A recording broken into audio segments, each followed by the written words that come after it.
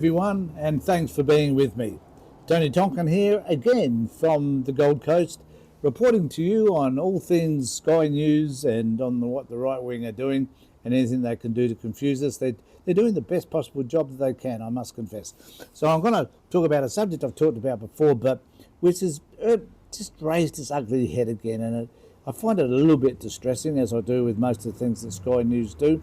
But in this particular instance, it's really about the welcome to country stuff. Now, my view is that if if Indigenous people want to welcome us to country, their country, the country we stole from them, then I think that's within their rights. And if organisations choose to do that because they believe it's morally correct, that it's a degree of integrity that's worth acknowledging, that there is a belief that the colonisation of Australia deprived Indigenous people of many of their rights, if not all of them, and that Indigenous people have been fighting for those rights for a long time now, for over 200 years. And just the simple 30 seconds to a minute acknowledgement of country, though, is a pain in the arse to many of people on the right wing, because they are simply racist. That's the only thing I can think of. How in the hell, if someone explained to me how having a conversation that lasts a minute sometimes it's a little bit longer, granted, but doesn't take up all that much time, which is simply allowing Indigenous people to welcome us to their country. And then, as you're about to hear, that is fraught with danger simply because people seem to think that they were the originators of this country, that this was their country. It never was, and really, in my view, it never should be seen as being another person's country, apart from being, if you're a First Nations person, because it is their country. And so how does it create this problem for so many people, particularly those morons on Sky News? So I'm going to play a bit of Danica's response to this, which, as I play through it, and there's a little snippet there around Pauline Hanson, and they'll have to drag Pauline Hanson to it, of course. But as I play through this, I'll endeavour to make some comments to you about my response to some of the crazy, bizarre, uninformed, unintelligible sorts of comments that they make. Here we go. Australians, about 56% of us, believe welcome to country ceremonies are divisive. My thought on that is only 56%. The Institute of Public Affairs poll of 1,005 people also found 49% believed welcome and acknowledgement of country should not be performed prior to sporting events. And 46% said welcome to country rituals were not appropriate at Anzac Day ceremony. So if quite the half of the population say welcome or acknowledgements are not necessary at sporting or Anzac Day ceremonies, let alone every time your domestic flight touches down, are they really necessary before, well, let's say, a speech at Press Club? And who's to say that no one's saying that they're necessary? All we're saying is that it demonstrates an understanding as to who were the founders of this country, and it wasn't us white people who colonised it. That's all it's saying. No more, no less. It's doing what I believe is the ethical and right thing to do. But for these people, it is, I don't know, do they feel ashamed of what colonisation has done? Do they feel ashamed that there are Indigenous people in this country who are suffering as they are? Explain to me, what is their issue? And I'd like to begin by acknowledging the traditional owners of the land on which we meet today. Seriously? Meanwhile, business leaders have told the Herald Sun an acknowledgement of country comes from local staff members. Yeah, there's no doubt governments are pushing this too. One leading childhood educator told the Herald Sun, quote, pressure to incorporate daily acknowledgements in lessons with 3 and 4-year-olds, often through song, came through government and peak body frameworks.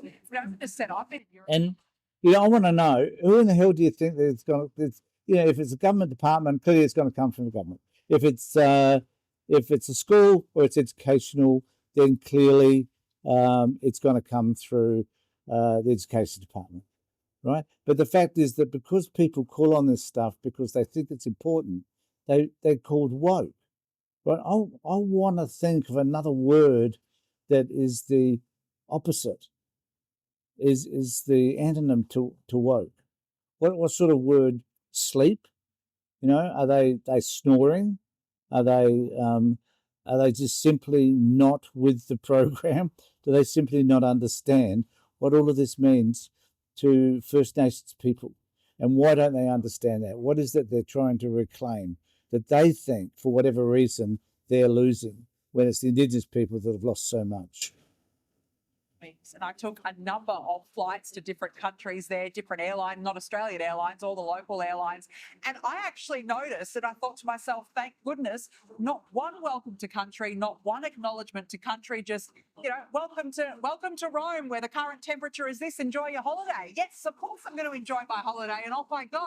Get on a Qantas flight from Rome to Perth, land in Perth, bang, there it was. And that is the moment, James, that I knew that the holiday was over, when I was welcomed back to my own country, and our elders past, present and emerging were referenced. And that's when you know the holidays are simply over. But I thought this was quite interesting. I was surprised, as you said, it was only 56% of people that found it divisive. I actually think it's a lot more than that, to be honest, because I don't know about you, but I feel like the general sentiment now is people have had a gutful of it. And a lot of people are not willing, though, to come out and say, yes, I've had enough, because they're worried that they're going to be called a racist. They're worried that they're going to be called a bigot. Well, there's nothing racist. You shouldn't be called a bigot just for being proud of being one country, and under one flag. And the other thing is, why should we be welcomed into the country that we live in? To me, I actually find it really offensive, because it's like saying, you're coming into my country, even though I was born here and raised here. It's like you feel like a foreigner. So, okay, so let's just take that one argument, that you're coming into my country. Well, actually, we are. And that's the whole argument. The whole discussion point basically is around the fact that we entered someone else's country. No matter who you were, unless you're Indigenous people, we have entered into another country. People that immigrate here every day are entering into another country. It isn't their country. There's none of us, if we're not Indigenous, all of us have come from somewhere else historically. All of us. So, and this notion that, I love what you talked about, going overseas and travelling into Europe, and they don't have welcome to country. Well, that's because the populations of those countries are kind of their Indigenous populations. It's just the way it is, So they just don't seem to really grasp. To me, they don't seem to grasp the issues. I'd be interested to know what you think about all of that as well. Just remember to subscribe to my channel, ring the bell for further notifications as well, if you wouldn't mind. Well, it's not like saying that.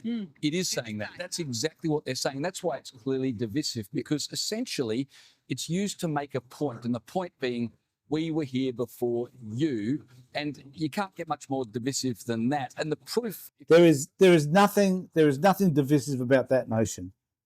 They were here before us. That happens to be a fact. It's not divisive. You guys, you clowns at Sky News are the ones making it divisive. You're the only ones that are declaring, for whatever reason, that this is a divisive issue. No one else. It's just you. Don't perform an acknowledgement of country, all hell breaks loose. So it's been obvious from the start that this welcome acknowledgement has been used to make a political point. We were here first. It's become something of a purity test. Classic example in the week just gone, where a street sweeper at the Melbourne Council was sacked because he complained about an acknowledgement of country at the beginning of his toolbox meeting. And clearly, because he complained about it, he was then deemed as being, having a character that was somehow defective. Now, we don't know the issues around that, or I don't know anyway, and we don't know to what extent he complained. But it could be apparent that whatever his views were distinctly racist, and that the organisation weren't going to accept those types of racist views. So they took a stand against him. That is possibly what could have happened. We do not know. But they want to turn, again, this into an issue. So Look, Pauline Hanson says her bit about it. I'm sick of hearing what she has to say. She's clearly has extreme racist views anyway. So it's appropriate that they have her on the show to talk about this racist topic, which it is. And they're the ones making it divisive. Let it go. Forget this woke shit. Just let it go. But they won't, because they believe that there's some value in it for them, for views, for hits, for I don't know what it is they think. They think that this is what I guess their audience is really interested in. And if it is, it says a lot about Sky News' audience, I think. Let me know what you think in the comment section below. In the meantime, take care, look after yourselves, and more importantly, be safe.